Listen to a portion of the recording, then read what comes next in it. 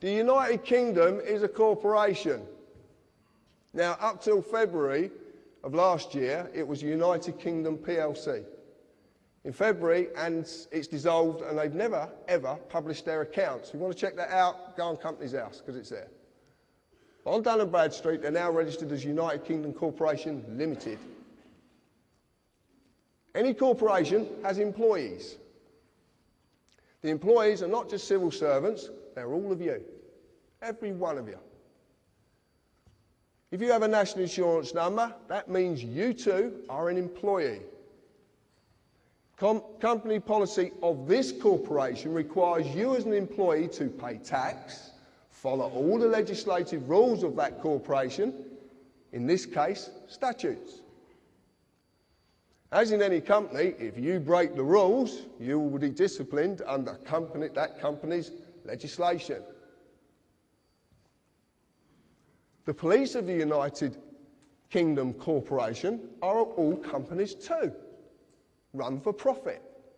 Because that's what companies basically do. They run for profit. And who are they making profit for?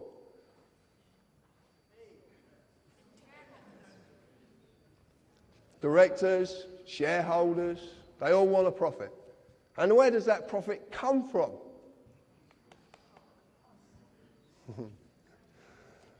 The corporate policy enforcement officers, their job is to enforce the rules of the corporation. The courts of the United Kingdom Corporation are all companies run for profit as well. If you break the rules, you will get an invite, which is a summons. You will to their place of business to discuss your punishment. Except that they are not inviting you, you just think they are. Even the highest court in the land is a corporation, the House of Lords. So, we believe that the courts are issuing us justice. We believe that we're going to get a lawful trial. There is a massive difference between lawful and legal. Massive difference. You like this picture? This is very, very important. I want to explain something. During my life growing up, I am a fully fledged carpenter as well. And that's all I do. I'm just a working class man. All through my life, I was a bit of a bugger when I was young, to say the least. And there was a policeman called Mick Reed, who was a very dear friend of mine, who helped me incredibly when I was young.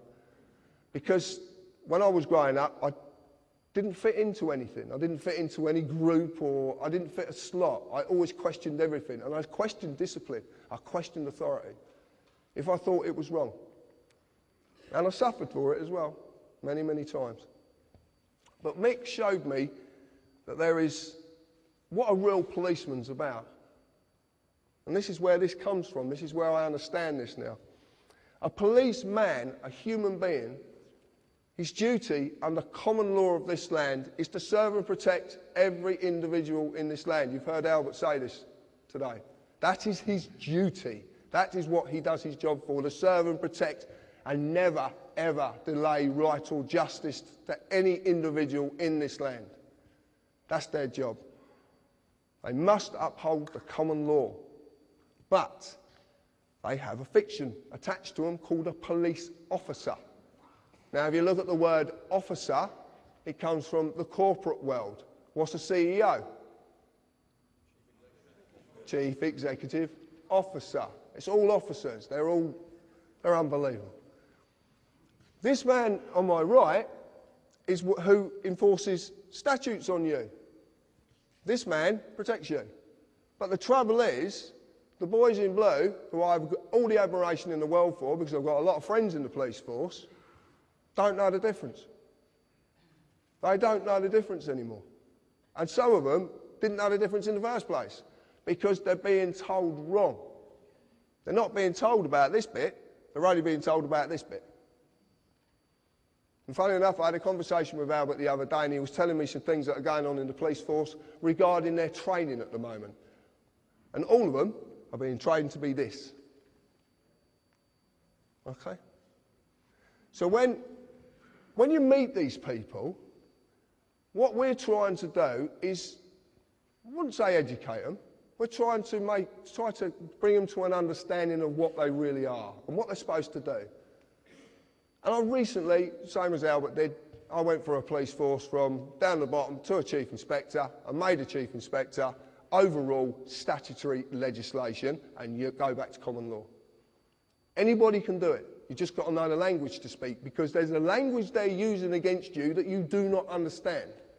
You might think you do, because it's English, but it's their language. It's called legalese. It's a language of the law society.